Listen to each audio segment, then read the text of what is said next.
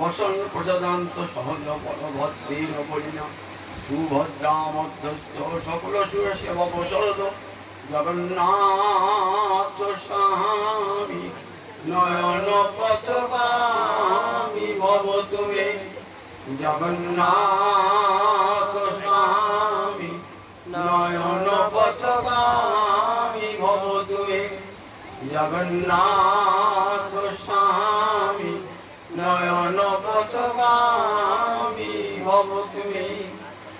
সমবেত ভক্তবৃন্দের চরণে আমার কোটি কোটি দণ্ডবত প্রণাম। মহাপ্রভু জগন্নাথ মন্দিরের সামনে গরুর স্তম্ভে বাম হাতটি রেখে পরে দুটি হাত একত্রিত করে জোর করজোড়ে জগন্নাথ দর্শন করে কাঁদতেন, নয়ন জলে ভাসতেন আর বলতেন, মহাম্ভোদেশ তীরে কনকরুচিরে নীল শিখরে বসন প্রসাদান্ত সহজ বলভদ্রেণ পরিণা সুভদ্রা মধ্যস্থ সকল সুর সেবা শরদ জগন্নাথ স্বামী নয়ন পথগামী ভব তুমি। মহাম্ভদে মানে অম্ভদি মানে সমুদ্র, অম্ভ মানে জল, জল ধারণ করে বলে সমুদ্র একটা নাম অম্ভদি।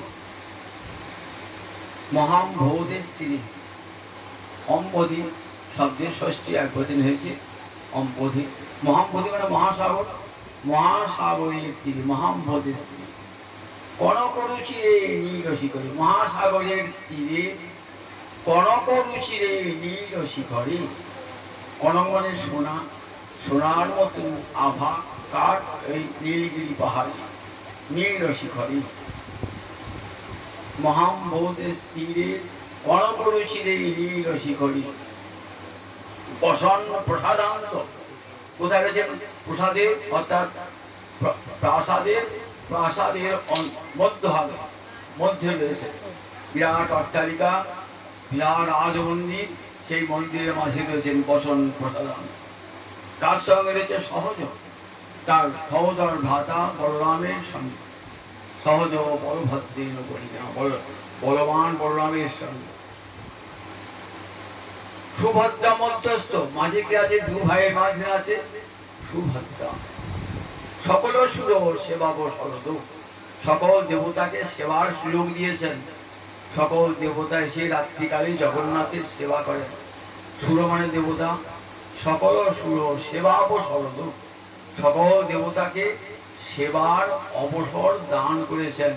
যে জগন্নাথ, এই জগন্নাথ স্বামী নয়ন পথগামী ভব তুমি, সেই জগন্নাথ আমার দৃষ্টিপথে গোচরীভূত হন। হরিকথা শুনে কি উপকারটা হয়? হরিদ্বারে ব্রহ্মকুণ্ডের তীরে সুখদেব 7 দিন ধরে আসন্ন মৃত্যু মহারাজ পরীক্ষিতকে শোনালেন হরিকথা।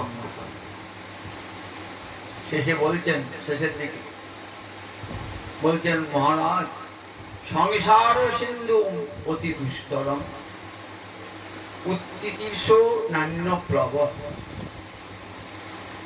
ভগবত পুরুষোত্তমস্য লীলা কথা রস নিষেবনম অন্তরীণ পুংসু ভবে বিবিধ দুঃখ দবার্জিতস্য। সংসারটাকে তুলনা করলেন সিন্ধুর সঙ্গে, সমুদ্রের সঙ্গে। এত বিশাল সমুদ্র যার তল খুঁজে পাওয়া যায় না, পার খুঁজে পাওয়া যায় না। কিন্তু জগতের সমুদ্র, আপনি যে জাহাজে চেপে যান, একদিন না একদিন ওপারে পৌঁছাবেন। কিন্তু সংসার সমুদ্র কেমন? কিন্তু জলের সমুদ্র নয়, বাসনার সমুদ্র। এর পার নাই, এর অন্ত নাই, শেষ নাই। মানুষের বাসনা শেষ হয় নাকি? কোনো দিন মানুষের বাসনার শেষ নাই। না জাতু কাম কামানাম উপভোগের সম্মতি। মানুষের যে বিষয় বাসনা, বিষয়ের তৃষ্ণা, সেটা যত বিষয়ে ভোগ করুক না কেন, কিছুতেই বিষয় বাসনা তার দূর হয় না। মহাভারতে বলা আছে, বৈশম্পায়ন বলছেন জন্মিয়াকে, মহারাজ, একটা লোককে যদি পৃথিবীর সব সম্পদ দেওয়া হয়, জগতের সমস্ত সুন্দরী রমণীকে দান করা হয়, জগতে সকল গোবর্ষাকে দান করা হয়, সকল অর্থবিত্ত যদি দান করা হয়, তবু দেখবেন তার বিষয়ে বাসনা বেঁচে। এমনই সংসারী মানুষ এমনই বিষয়ে বসে। তাই বিষয় সংসারের সমুদ্রে, এই যে জগৎ আমরা যে সমুদ্র দেখি, এই সমুদ্রের পাড়ও খুঁজে পাওয়া যায়, তলও পাওয়া যায়। কিন্তু সংসার সমুদ্র, তার তলও খুঁজে পাওয়া যাবে না, তার পাড়ও খুঁজে পাওয়া যায়, অতি দুস্তর। আর এই সমুদ্র পার হওয়া বড় কষ্টকর। জগতের সমুদ্র জাহাজে যে পার হতে পারে না, কিন্তু সংসার সমুদ্র কোন জাহাজে চাপবে? সংসার সিন্ধু অতি দুস্তর। তবে যদি উত্তীর্ষ, যদি কারো এই সংসার সাগর থেকে পার হতে ইচ্ছা হয়, উত্তীর্ষ মানে যদি ইচ্ছা, যে উত্তরণের ইচ্ছা, উত্তরণ মানে পার হওয়া, পার হওয়ার ইচ্ছা যদি কারো অন্তরে জাগে, কোটি কোটি কোটি মানুষের মধ্যে দেখবেন একজনের এই সংসার সমুদ্র পার হওয়ার ইচ্ছা দেখেছে, গুরুকৃপা লাভ হওয়াতে।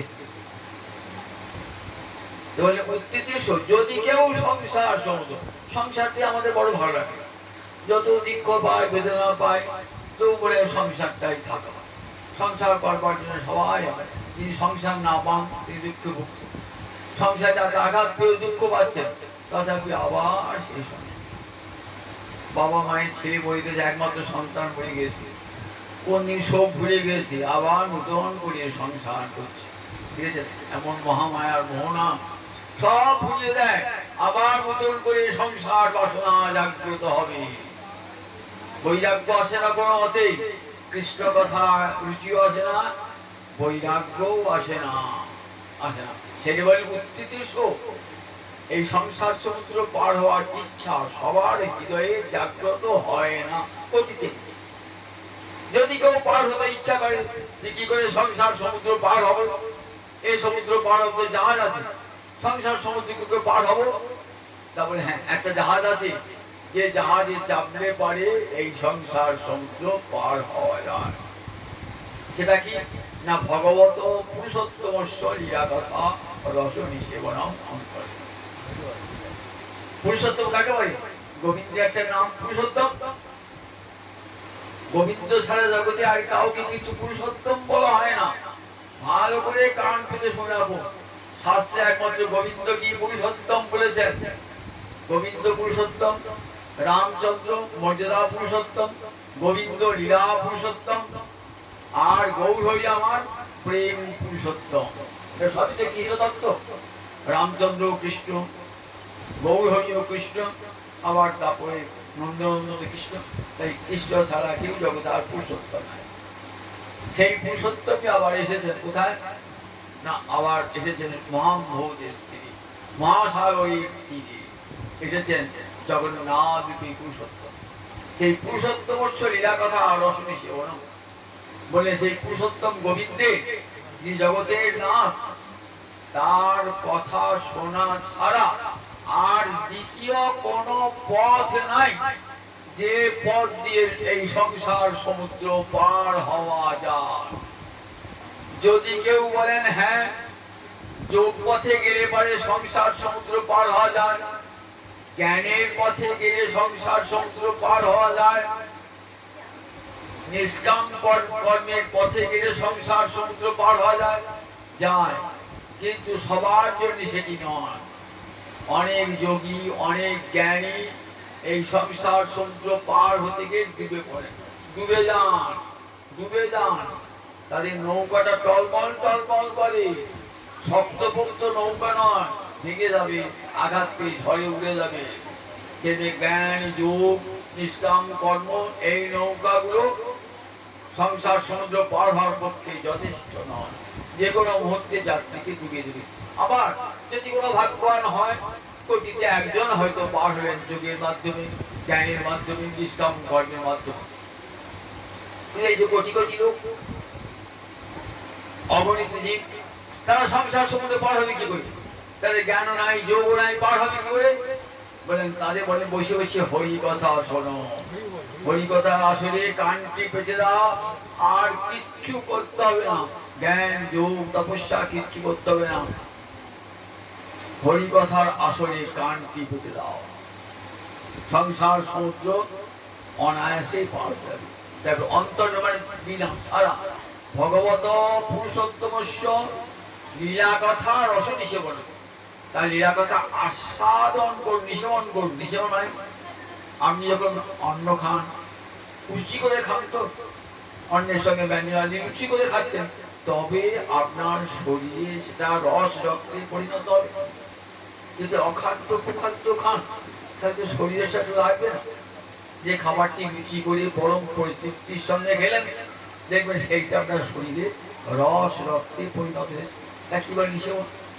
হরি কথাকে আমার কাজ সাধু করুন, যেটা আমার জীবনে যেন প্রতিফলিত হয়, জীবনের প্রতি পরতে যেন আমার জীবনের সকল কর্মে, ধ্যানে জ্ঞানে শয়নে স্বপনে যেন সেটা সব সময় প্রতিফলিত হয়। হরি কথাকে মর্মে মর্মে উপলব্ধি করুন। তাই বলেন নিষেবন মন্ত্র। এই হরি কথা এই শুনতে শুনতে হবে, একবার হয় না, শুনতে শুনতে কান পাকা হয়ে যায়। কান পাকা হয়ে যায়। কান পাকা মানে দেখেন পাড়া গায়ে মনীষেরা মাঠে কাজ করতে যায়, তো বাঁশের চোগা আছে, বাঁশের চোগায় সর্ষের তেল বাড়ি আসলে ভয় পায় না, ওইখানে পুকুর ডুব বেড়ে যাবে, তার তেলটা সবাই করে দিয়ে দেয়। বাঁশের চোগায় তেল থাকে, ওই তেল লেগে গিয়ে তেল লেগে গিয়ে দেখবে মাছটা টুকে চোগাটা পাকা হয়ে যায়, আর তেল শুষবে না, আর পাকা হয়ে গেছে। ঠিক সেরকম কানটি পাকা হয়ে যাবে। হরি কথা শুনতে শুনতে শুনতে কানটি পাকা হয়ে যাবে, তখনই হরি কথা আস্বাদন হবে জীবনের মধ্যে। অন্তরে পুংস ভাবে বিবিধ দুঃখ দেওয়ার। এই সংসারে এমন কোনো মানুষ নাই, শুধু মানুষ কেন, কোনো দেবতাও নাই যে সংসারে এই ত্রিবিধ দুঃখ থেকে মুক্তি পাবে। জগতে কোনো যোগী মুনি ঋষি পর্যন্ত নাই যে ত্রিবিধ দুঃখ থেকে মুক্তি পায়। আধ্যাত্মিক, আদি দৈবিক আর আদি ভৌতিক, আধ্যাত্মিক, আদি দৈবিক এবং আদি ভৌতিক, এই ত্রিবিধ দুঃখ জগতের সবাইকে ভোগ করতে হয়। রাজা, প্রজা, ধনী, নির্ধন, ব্রাহ্মণ, শূদ্র, চন্ডাল, স্বর্গের দেবতা থেকে আরম্ভ করে একবারে কৃমিকীট পর্যন্ত সকলকে এই ত্রিবিধ দুঃখ ভোগ করতে হবে। আধ্যাত্মিক দুঃখ মানে দেহের এবং মনের যে কষ্ট। দেহ থাকলে রোগ হবে, কষ্ট হবে, ব্যাধি হবে, সবাইকেই কিন্তু এই দেহের কষ্ট ভোগ করতে হবে। দেহের মন বলে জিনিস আছে, মনের কষ্ট সবারই আছে, প্রত্যেকের জীবনে। সবসময় তার খুশির সংবাদ পাওয়া যায় না, সবসময় আনন্দের সংবাদ পাওয়া যায় না, অনেক দুঃসংবাদও পাওয়া যায়। মন ভেঙে পড়ে, নানান কারণে মানসিক অশান্তি মানুষ ভোগ করে। তাহলে মনের কষ্ট, দেহের এবং মনের যে কষ্ট, তাকে কি বলে? আধ্যাত্মিক তাপ। আদি ভৌতিক ভূত হতে যে ভয়, অর্থাৎ শত্রু হতে, রাজা হতে যে ভয়গুলো জন্মায়, তাকে বলে আদি ভৌতিক। ভূত মানে জীব, জীব হতে। আর আদি দৈবিক কাকে বলে? আদি দৈব কাকে বলে? হঠাৎ ভূমিকম্প হয়ে ভাই আপনি সুন্দর করে বাড়ি নির্মাণ করেছেন, বাবা বাড়িটা সঙ্গে সঙ্গে ধ্বংস হয়ে গেছে। বান এসে আমরা বাড়ি ভেঙে দিই, সব যে ঘরে জিনিসপত্র নষ্ট করতে, সব এসে বান এসে, ঝড় এসে আমার ঘরে চাল কুনিয়ে নিয়ে চলে গেল। কত প্রকার আদি দৈবিক বিপদ মানুষের জীবনে খায়। এই তিনটে দুঃখ সবাই যে রাজা প্রজা ধনী নির্ধন জগতে সকলকে এই ত্রিবিধ তাপ ভোগ করতে হবে। এই ত্রিবিধ তাপ থেকে মুক্তির একমাত্র উপায় বলেন হরি কথা কান পেতে শুনুন, সংসার সমুদ্র পার হয়ে যাবেন, আর ত্রিতাপ জ্বালা আপনার অঙ্গ স্পর্শ করতে পারবে না। ত্রিতাপ জ্বালা, ত্রিতাপ জ্বালা থেকে চিরকালের জন্য মুক্তি পেয়ে যাবে। তাই হরি কথা শোনার কত বড় লাভ। জগতে কেউ আপনার এই ত্রিতাপ জ্বালা যোগ করতে পারবে? অর্থ পান, বিত্ত পান, ক্ষমতা পান, কোনো কিছুই কিন্তু ত্রিতাপ জ্বালা থেকে আমরা মুক্তি দান করতে পারবেন। কিন্তু কৃষ্ণ ভক্তি হৃদয়ে জাগ্রত হলে হরি কথা শুনতে শুনতে ত্রিতাপ মুক্তি হবে। আর সেই ভগবান পুরুষোত্তমের কথাই শোনা যায়। আজকে লীলাটি গুন্ডিচা মার্জন লীলা। গুন্ডিচা মার্জন লীলা। গুন্ডিচাটা কি না, বলরাম, জগন্নাথ, সুভদ্রা এই তিনটি মূর্তি রথে চড়ে কোথায় যান? গুন্ডিচা মন্দির।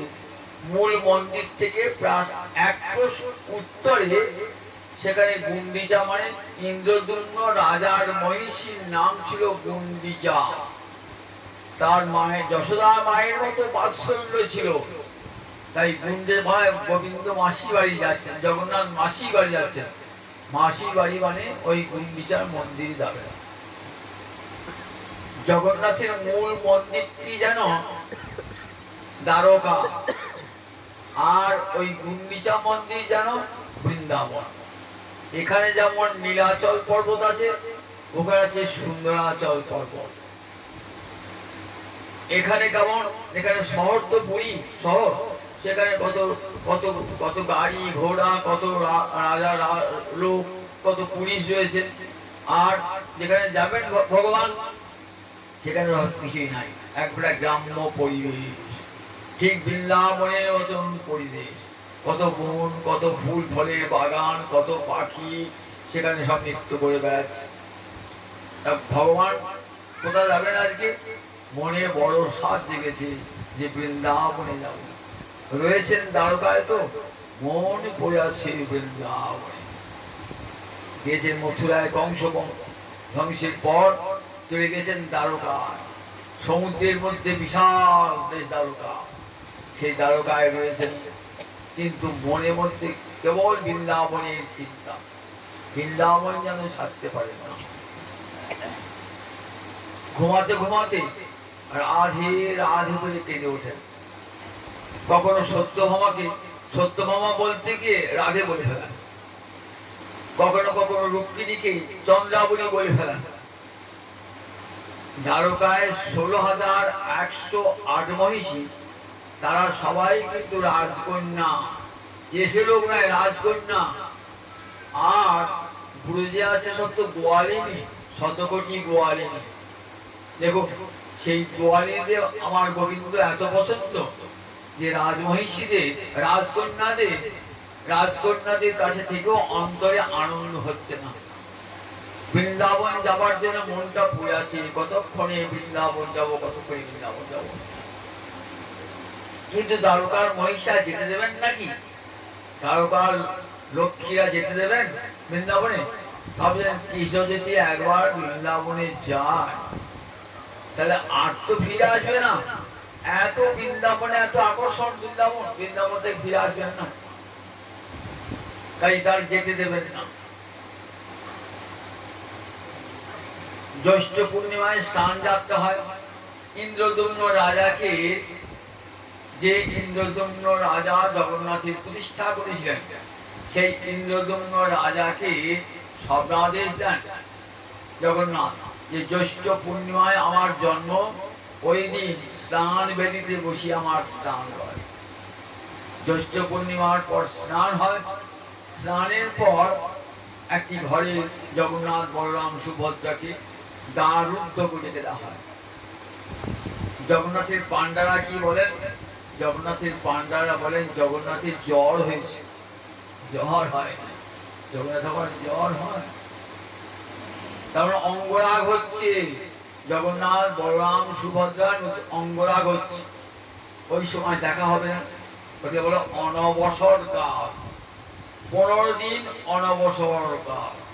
এই সময় মহাপ্রভু থাকতেন না জগন্নাথ মন্দিরে, কোথায় যেতেন? একটু দূরে আলারনাথ নারায়ণ, সেখানে যেতেন মহাপ্রভু। এক মুহূর্ত জগন্নাথ দর্শন না করে থাকতে পারতেন। জগন্নাথের মন্দিরে, মূল মন্দিরে দুটি হাত দিয়ে, একটি হাত বাম হাতে রেখে দিয়ে নয়ন জলে ঘুরতেন, দুনয়নে জলধারা, দুনয়নে জলধারা। একটি খাল এমন হয়ে গেছিল না, গর্ত হয়ে গেছে জল, সে জল ভরিল অশ্রু জলে, সে খাল ভরিল অশ্রু জলে, অশ্রু জলে ভরে গেছে। এবার রক্ত কাঁদতেন, একবার বলে ফিরে চলো প্রভু, আমি তোমাকে দেখবো সেই খুঁজে দিই। শ্যাম সুন্দর সিটি পিচ্ছ গুঞ্জা বিভূষণ, গোপবেশী ভঙ্গিম মুরলী বদন। পুরীতে দ্বারকা যাওয়ার পর আর তো কৃষ্ণ বৃন্দাবনে আসেন নাই, তখন কি করে কুরুক্ষেত্রে একবার সূর্যগ্রহণ হয়। সেই সূর্যগ্রহণ উপলক্ষে ভারতবর্ষে বিভিন্ন দেশ থেকে বহু রাজা রাজসব এসেছে। আবার আমাদের মতন সাধারণ মানুষ গিয়েছেন কুরুক্ষেত্রে পূর্ণ তীর্থে স্নান করে পাপ থেকে মুক্ত হবেন বলে। ব্রজের গোপীরাও গিয়েছেন, তারা কিন্তু পুণ্য সঞ্চয় করবার জন্য যান নাই, তারা কি জন্য গিয়েছেন? একবার কৃষ্ণকে চোখে দেখবার জন্য। রাধার সঙ্গে গোবিন্দের মিলন হলো এক নির্জন স্থানে, রাধানী নয়ন জলে ভাসছেন। গোবিন্দ বলছেন, কেন রাধানী কাঁদছ কেন? সেই তুমি, সেই আমি, সে নব সঙ্গম। সেই তুমি আছো, আমি আছি, আবার আমাদের দুজনের মিলনও হয়েছে, তাহলে কাঁদছ কেন? রাধানী কি বলছেন? তোমার যে অন্য বেশ, অন্য সঙ্গ, অন্য দেশ, ব্রজজনে কভু নাহি ভাই। এখানে তোমার কি আছে? রাজ পোশাক পরে আছো, রথের উপর চড়ে আছো, হাতি ঘোড়া সব এখানে রয়েছে, কত রাজ সৈনিক তোমার কাছে ঘুরে বেড়াচ্ছে। বলছে দেখো, তোমার যে অন্য বেশ, অন্য সঙ্গ, অন্য দেশ, ব্রজজনে কভু নাহি ভাই। ব্রজগোপীরা তোমাকে এই রূপে দেখতে চায় না। কোন রূপে দেখতে চায়? শ্যাম সুন্দর সিটি বিচ্ছ গুঞ্জা বিভূষণ, গোপবেশ ত্রিভঙ্গিম মুরলী বদন। ইহা ছাড়ি কৃষ্ণ যদি হয় অন্যাকার, গোপিকার ভাব না যায় নিকট তাহার। সেই শ্যাম সুন্দর মূর্তির দ্বারা ত্রিভঙ্গ ভঙ্গি হয়ে যমুনার তীরে কদম্ব মূলে দাঁড়াবে তুমি, ত্রিভঙ্গ ভঙ্গি হয়ে হাতে মোহন মুরলী রয়ে। আমরা সেই রূপ দেখবো, আর তোমায় ঘিরে ঘিরে দাঁড়াবো, তোমায় নয়ন ভরিয়ে দেখবো, ঘিরে ঘিরে দাঁড়াবো। তুমি সেই রাখাল রাজা বৃন্দাবনে গরু চড়াতে, ওই বেশে দেখবো। শ্যাম সুন্দর সিটি বিচ্ছ গুঞ্জা বিভূষণ, গোপবেশ ত্রিভঙ্গিম মুরলী বদন। ইহা ছাড়ি কৃষ্ণ যদি হয় অন্যাকার, গোপিকার ভাব না যায় নিকট তাহার। গোপিকারা ওই রাজবেশে গোবিন্দকে দেখতে চান না, তাই রাধারানী বলছেন দেখো, তোমার যে অন্য বেশ, অন্য সঙ্গ, অন্য দেশ, দুজনে কভু নাহি ভাই। তোমার অন্য বেশ, অন্য জনের সঙ্গ, অন্য দেশে রয়েছে, এটি আমাদের ব্রজজনের মনে আনন্দ দিচ্ছে না, ব্রজের মনে আনন্দ দিচ্ছে না। তোমার চরণ মোর ব্রজপুর ঘরে উদয় করা হয় যদি, তবে বাঞ্ছা পুরে।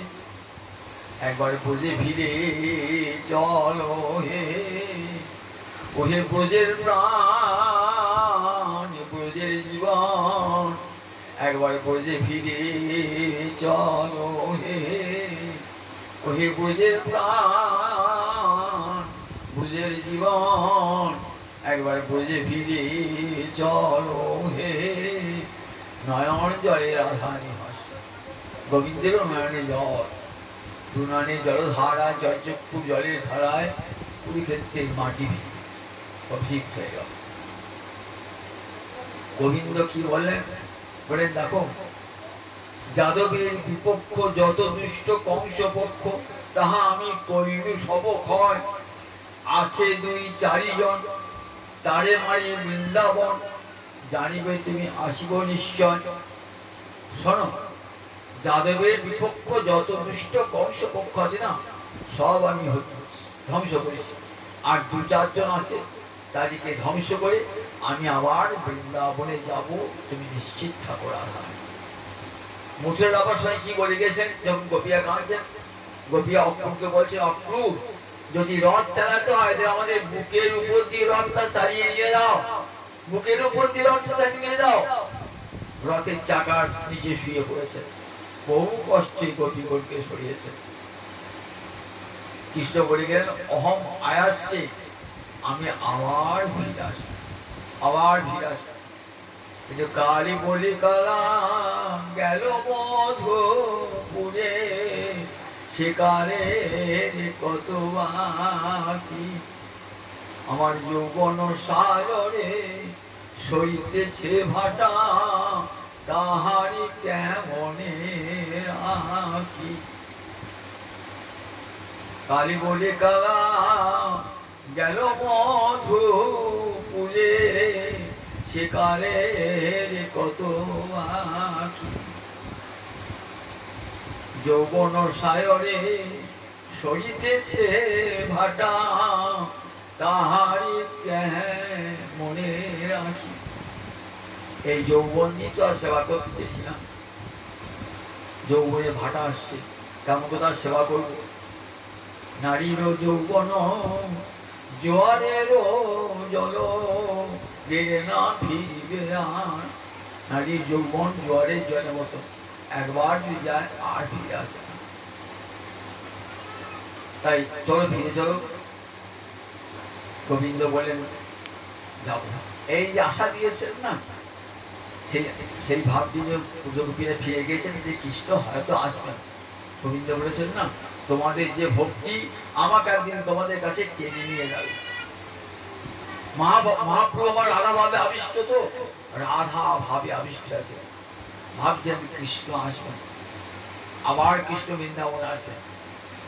রাধারানী কৃষ্ণ আসবে যদি কি করতেন? কুঞ্জ সাজাতেন, কুঞ্জ সাজাতেন।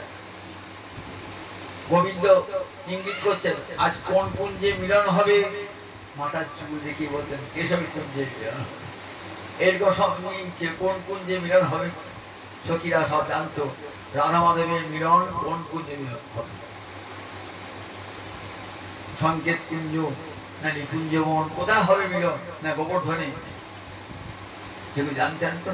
তাই উনি কি করতেন, যখন জানতে পারতেন অমুক কুঞ্জে মিলন হবে, সেই কুঞ্জটা রাধানীকে সাজাতেন কত প্রকারে, কত প্রকারে কুঞ্জ সাজিয়েছেন তার প্রাণনাথ আসবে বলে। মহাপ্রভু সে রাধাই ভাব নিয়ে এসেছেন, রাধা ভাব কান্তি ধরি, রাধা প্রেম গুরু করি, নদিয়াতে করল উদয়। রাধার ভাব কান্তি অঙ্গীকার করে, রাধারানীর প্রেমকে গুরু রূপে স্বীকার করে, নব কলে বলে শচীগর্ভ সিদ্ধ মাঝে আবির্ভূত হয়ে আমার গৌরাঙ্গ হরি। রাধা ভাব অন্তর আছে, কুঞ্জে আসবেন তো, তাহলে কুঞ্জটা তো সাজাতে হবে, কুঞ্জ সাজাতে হবে তো। গুন্ডিচা হলো কুঞ্জ, গুন্ডিচা বৃন্দাবনে একটা কুঞ্জ যেন গুন্ডিচা, সেই গুন্ডিচা মন্দিরে কি আসবেন? জগন্নাথ আসবে, তাহলে গুন্ডিচা সাজাতে হবে তো। কেন? বৎসের মধ্যে 9 দিন থাকেন, বাকি 365 দিনের মধ্যে 9 দিন বাদ দিলে কদিন থাকে দেখুন? ততদিন ধুলো বালি ভর্তি হয়ে থাকে, সেই ধুলো বালি সব ঝাড় দেন। এই যে গুন্ডিচা মার্জন লীলা না, এর মধ্যে যে কত শিক্ষা আছে দেখুন। একটা ভগবান যখন লীলা করেন না, লীলার মধ্যে দিয়ে কত শিক্ষা। আমাদের যে হৃদয় সিংহাসন না, সেই সিংহাসনে যদি গোবিন্দকে বসাতে ইচ্ছা করি, গোবিন্দকে বসানো যাবে না। কেন? এত ধুলো বালি ময়লা কাঁকড় আছে না, গোবিন্দ বসতে পারবেন না। এই ধুলো বালি রূপ গোস্বামী বলছে, অন্যাভিলাষিতা শুনে জ্ঞান কর্মদ্য অনাবৃত আনুকূল্যেন কৃষ্ণানুশীলন সাভক্তি উত্তম মন। অন্যাভিল কত অভিলাষ, আরো বাড়ি করবো, ঘর করবো, টাকা জমাবো, হে গোবিন্দ টাকা দাও, আমার ছেলের ভালো চাকরি দাও, আমার মেয়ের ভালো বিয়ে দাও, আমার যেন কোটি কোটি টাকা ব্যাংকে হয়, আমার যেন আর 5টা বাড়ি হয়। এই কত অভিলাষ গোবিন্দকে ভজি। না হলে যেন আমার পরকালে যেন মুক্তি হয়, পরকালে যেন রাজঘরে জন্মায়, কত বাসনা। এই ব্যবহার তখন ধুলো বালি। এই বাসনা যত থাকবে না, ততক্ষণ হৃদয়ে পরিষ্কার হবে না। গোবিন্দ যে হৃদয়ে ময়লা, যে হৃদয়ে এত বাসনা কামনা, সেই কামনা বাসনায় মলিন হয়ে গেছে হৃদয়, সেই হৃদয়ে গোবিন্দ বসবেন না। আমরা বাড়িতে একটা ভদ্রলোক এসেছেন, আমি বসুন বসুন বলছি, যেটা বসতে বলছি চেয়ারটা বসতে বলছে, চেয়ারটা ময়লা, ঝেড়ে দেন ভালো করে, ঝেড়ে দিয়া টাসো করতে তখন তো বসবে। আমি গোবিন্দকে ডাকছি, গোবিন্দ যাচ্ছি তো, বসতে জায়গা পাচ্ছি না তো, তোর ডাকে তো আমার ডাক তো ব্যর্থ হয় না। গোবিন্দকে ডাক যতবার ডাকবে হরে কৃষ্ণ, গোবিন্দ যাচ্ছি, গিয়ে ফিরে আসি, আমাকে নিমন্ত্রণ করে ডাকছি, দিকে আমার ফিরে দিচ্ছি, বসতে জায়গা দিচ্ছে না, বসতে জায়গা দিচ্ছে না, হৃদয়ের মধ্যে বসাচ্ছে না। সেখানে কত কামনা বাসনা, বাড়ি দাও, ঘর দাও, টাকা দাও, সোনা দাও, দানা দাও, কত কি চাইছে। মহাপ্রভু বলছে নবই যাচ্ছে রাজ্যং দশকানি নচ কনক মাণিক্য বিহব ন যাচ্ছে অহং রম্মাং সকল জনকাম্মাং বড়বধূ কালে কালে প্রমথপতি না গীত চরিত জগন্নাথ স্বামী নয়ন পতগামী ভব তুমি। নবই যাচ্ছে রাজ্য, আমি রাজ্য চাই না, আমি রাজ্য চাই না, লোকেরা যে সুন্দরী বধূ চায় আমি তাও চাই না। নচ কনক মাণিক্য বিহব, আমি সোনা চাই না, মানিক চাই না। ন যাচ্ছে অহং রম্মাং সকল জনকাম্মাং বড়বধূ, সুন্দরী পত্নী আমি অন্তরে চাই না। কি চাই? সদা কালে কালে প্রমথপতি না গীত চরিত। মহাদেব প্রমথপতি মানে মহাদেব, মহাদেব কালে কালে যার বন্দনা করেন সেই জগন্নাথই আমার হৃদয় সিংহাসন দখল করে বসে। জগন্নাথ নয়ন পতগান জগৎকে শিক্ষা দিচ্ছে। শিক্ষার সঙ্গে কি বলেন? ন জনমি ন জনমি সুন্দরী কবিতাং বা কাময়ে জগদীশ মম জন্মনি জন্মনি ঈশ্বরে ভবতাৎ ভক্তি অহৈতুকিতই। জগৎকে শিক্ষা দিচ্ছেন ভগবানের কাছে কিছু চেও না, ধন জন চেও না, ন ধন যেন কাব্য প্রতিভা চেও না, সুন্দরী বধূ চেও না। বললেন কি চাইবে? হে গোবিন্দ, আমার যেন জন্মে জন্মে তোমার শ্রীচরণে মতি হয়। এই মতি হলে সব পাওয়া হয়ে যাবে। গোবিন্দ পাওয়া হলে, গোবিন্দে মতি হলে সব পাওয়া হবে। লক্ষ্মী তার তো বাধা, যে গোবিন্দ চরণে যাওয়ার মতি, লক্ষ্মী তার তো বাধা। তার কাছে দেখবে অর্থ বিদ্যা এমন আসবে তুচ্ছ হয়ে যাবে। গোবিন্দ সেবা না করলে লক্ষ্মী পাওয়া যায় নাকি? কোথাও শাস্ত্রে বলা আছে কৃষ্ণ সেবা করেন না, ধূমধাম করে লক্ষ্মী পুজো করছে, লক্ষ্মী আসবেন? বলছে আমার স্বামী নারায়ণকে ভালোবাসি না, আমি যাবো নাকি? সতী রমণী যেখানে পতির নিন্দা হয়, সতী সেখানে যায় নাকি? পতিকে যে ভালোবাসে না, সতী সেখানে যায় না। যেখানে নারায়ণের প্রতি, গোবিন্দের প্রতি ভালোবাসা নাই, সেখানে শত লক্ষ্মী পূজা করলেও লক্ষ্মী যাবে না, লক্ষ্মী তাকে ছেড়ে পড়া। গোবিন্দ সারা কেউ লক্ষ্মী মানে সবসময় মনে রাখবেন, গোবিন্দ সেবা করলে সব লক্ষ্মী, কোটি কোটি লক্ষ্মী আপনার দুয়ারে বাঁধা থাকে। গোবিন্দ সেবা করবে। তাই দেখুন বলছেন আমাদের অন্তরে কত কামনা বাসনা ধুলি কাকড় রয়েছে, তো সেখানে গোবিন্দ বসবেন কি করে? এই গুন্ডিচা মার্জন লীলা দিয়ে জগৎকে শেখাচ্ছেন। দেখো নিজের মন্দির মাজিয়া কইল যেন মনের শোধন, মন্দির মেজে মেজে জগৎকে দেখাচ্ছেন। স্বয়ং মহাপ্রভু কি করলেন? গুন্ডিচা মন্দির বাসনা করলেন। তাকে বলেছেন কাশী বিশ্বকে রাজগুরুকে বলছেন, বাসুদেব সার্বভৌমকে বলছেন, পরিচয়পত্র জগন্নাথের সেবক বলছেন, আমার ইচ্ছা মহাপ্রভু দক্ষিণ দেশ থেকে ঘুরে এসেছেন, রথযাত্রা হবে, রথযাত্রার পূর্বে গুন্ডিচা মার্জন হবে, বলছেন আমি একটু সেবা করতে চাই জগন্নাথের, জগন্নাথের সেবা করবো। কি সেবা করব? না, গুন্ডিচা মন্দির মার্জন। কাশী বলছেন প্রভু এ তোমার যোগ্য নয়, এ তোমার যোগ্য নয়। কেন যোগ্য নয়?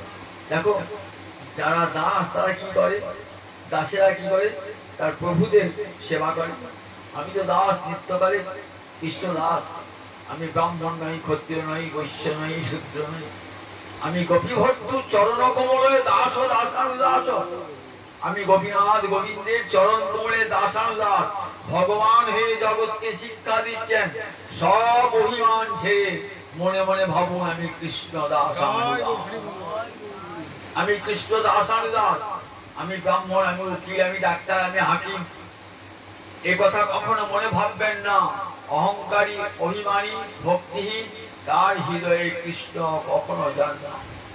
অন্তরটি যখন একবার দিনহীন হয়ে যাবে, দেখবে জীবের অধিক দয়া করে ভগবান, তখনই ভগবানের কৃপা বাড়ি বর্ষিত হবে অন্তরে। তার পুরো হয় না, কৃপা বাড়ি বর্ষিত হবে, তখনই অন্তরে কৃপা বাড়ি বর্ষিত হবে।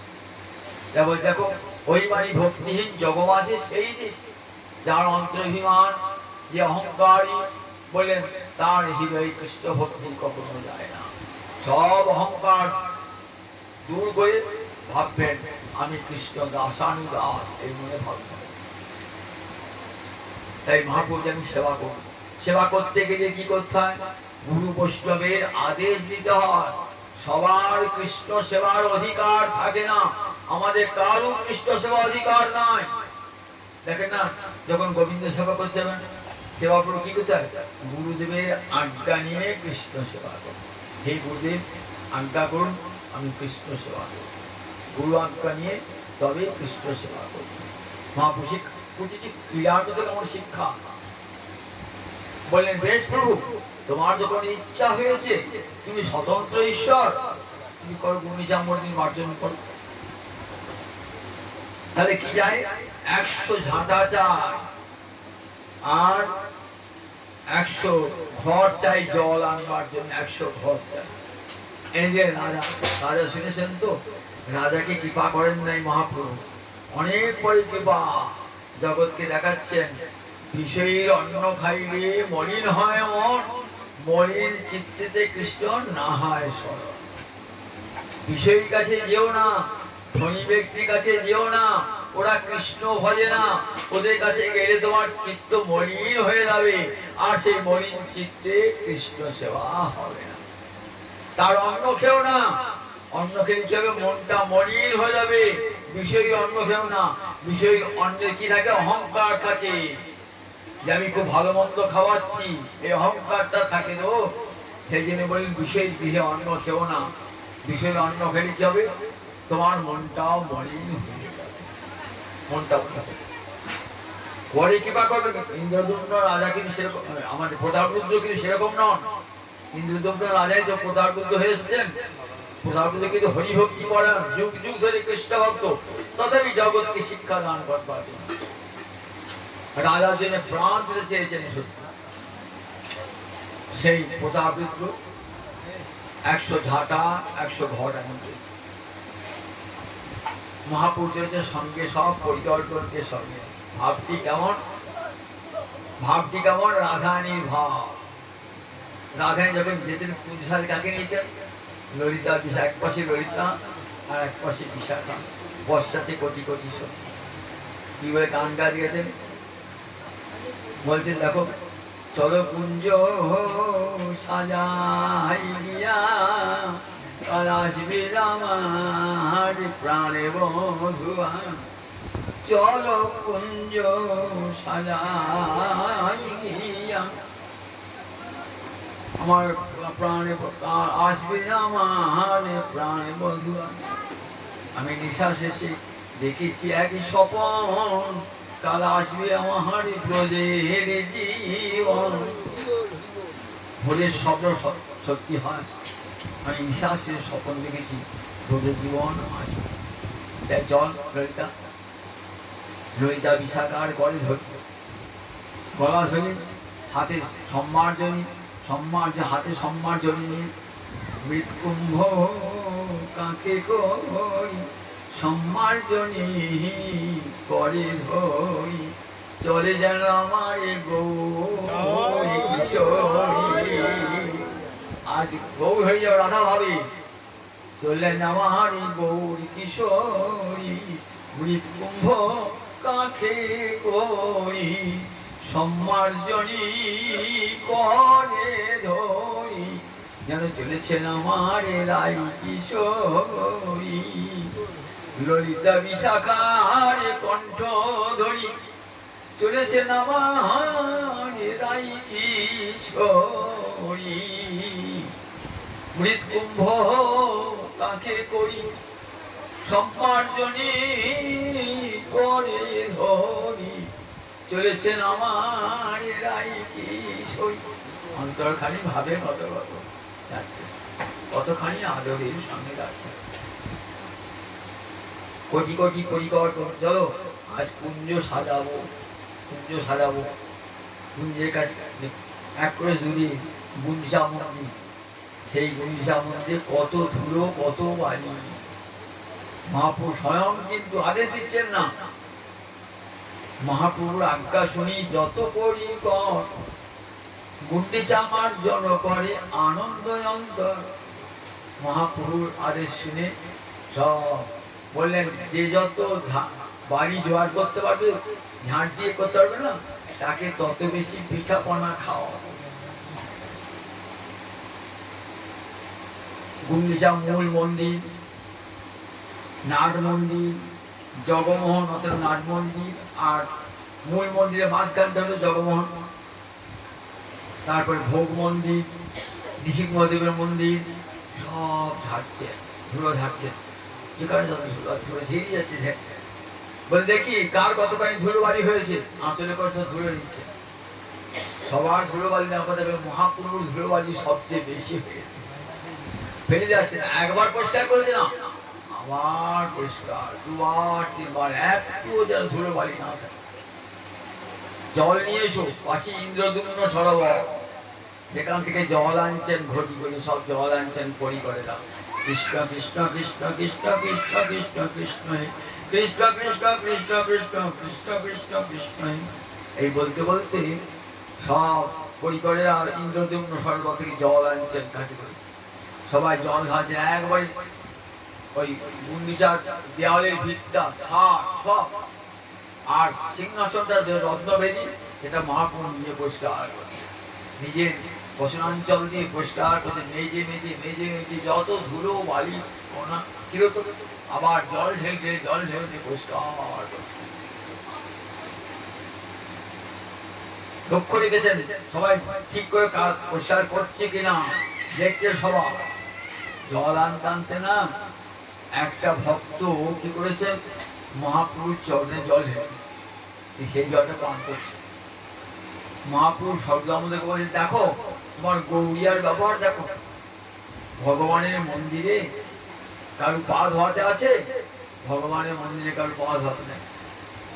সর্বদামোদর তো খুশিছে, তুমি তো সেই ভগবান, তোমার চরণ ধুয়ে দিয়েছে, ভালোই করছে মনে মনে বলছে।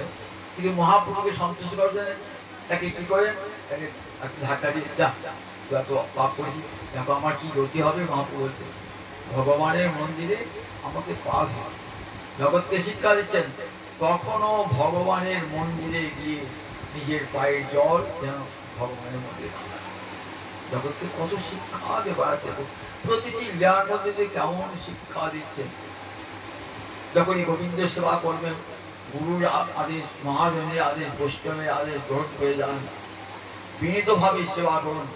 মনে মনে ভাবেন আমি তো সেবার যোগ্য নই, গুরুদেব কৃপা করে হাতে ধরে আমাকে সেবা দিয়েছেন, আমি তো তোমার সেবার যোগ্য নেই। কখনো মনে ভাববেন না আমি উচ্চকুলের ব্রাহ্মণ, আমার সেবা অধিকার সব সব, এটা কখনো মনে ভাববেন না। ভাবি ভাবলেই কিন্তু আর গোবিন্দের সেবাটা গ্রহণ করবে না। আমি তো সেবার যোগ্য নেই প্রভু, আমার গুরুদেব কৃপা করে কর্ণে মন্ত্র দিয়ে আমাকে সেবার অধিকারী করেছেন, তুমি আমাকে কৃপা করো আমি যেন তোমার সেবা করতে পারি। এই ভাবটি সব সময় অন্তরে থাকবে।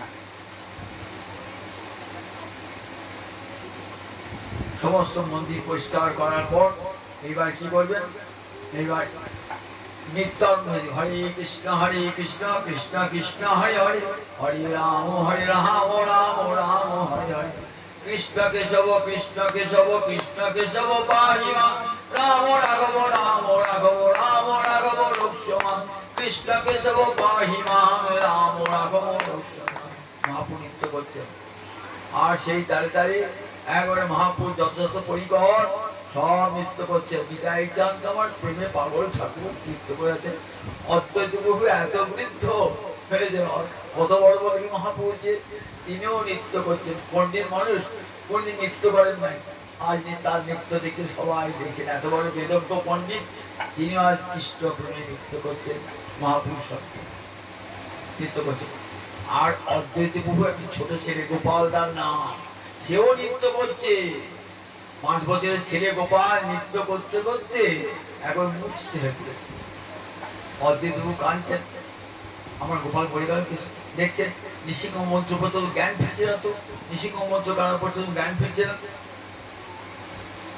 তখন মহাপুর বুকে হাত দিয়ে, ওঠো গোপাল, হরে কৃষ্ণ কৃষ্ণ কৃষ্ণ হরে হরে, হরে রাম রাম রাম বুকে হাত দিয়েছেন। আর সঙ্গে সঙ্গে গোপালটা নৃত্য করতে হবে। জগৎকে দেখো নামের কত শক্তি, দেখো নামের শক্তিতে সব রোগ টোগ সব ভালো হয়ে যায় নামের শক্তি। নাম এমন না, কলিকালে নাম এত শক্তিমান। দেখো রোগ শোক যাই হোক অন্তরে ভগবানের ঠাকুর নাম করুক, দেখো নাম সব শোক তাপ। এইবার ইন্দ্রদুম্ন সরোবরে গিয়ে জলকেলি হচ্ছে। ইন্দ্র যেমন যমুনার করে যমুনার জলে সরোবর হচ্ছে, ইন্দ্রদুম্ন সরোবর, সেই সরোবর দেখতে জল কেমন কালো জল। সেই কালো জল দেখে কৃষ্ণ কথা মনে পড়ে যায়। কালো জল, যমুনার কালো জল দেখে রাধারানী যেমন কৃষ্ণ স্মৃতি হয়েছিল, ঠিক সেই রকম কৃষ্ণ স্মৃতি জেগে উঠল আমার মহাপ্রভু। যমুনায় গিয়ে জলকেলি করছে, ঠিক যেমন রাসের পরে জলকেলি হতো, রাস হওয়ার পর যমুনায় জলকেলি হতো, ঠিক তেমনি করে জলকেলি করছেন মহাপ্রভু তার সখা গণের সঙ্গে, তার পরিবার গণের সঙ্গে। এবার আই টোটা বলে একটা বোন আছে, আই টোটা, সেই আই মানে ধাত্রী মা। সেখানে ওই সুন্দর বাগান, ফুলের বাগান, সুন্দর ফুলের বাগান, কত পাখি সেখানে চলে বেড়াচ্ছে, সুন্দর বাগান। সেই বাগানে গেলে সেখানে কি হবে, এবার সব প্রসাদ ভক্ষণ হবে। কে প্রসাদ পাঠিয়েছেন? গুন্ডিচা মন্দির মার্জনের পর সব প্রসাদ ভক্ষণ হবে। যমুনাপুরে যেমন গোচারণের পর গোবিন্দ যমুনাপুরে ভোজন করতেন, পুরীর ভোজন লীলা, গোবিন্দ ইচ্ছাচারিত পুরীর ভোজন লীলা করতেন।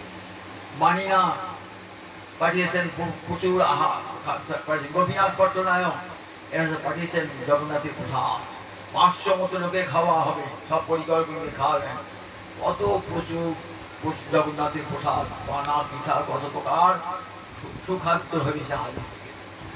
মহাপ্রভু সকলকে বসিয়েছেন, একসঙ্গে বসিয়ে সকলকে ভোজন করছেন, পরমানন্দে ভোজন করছেন।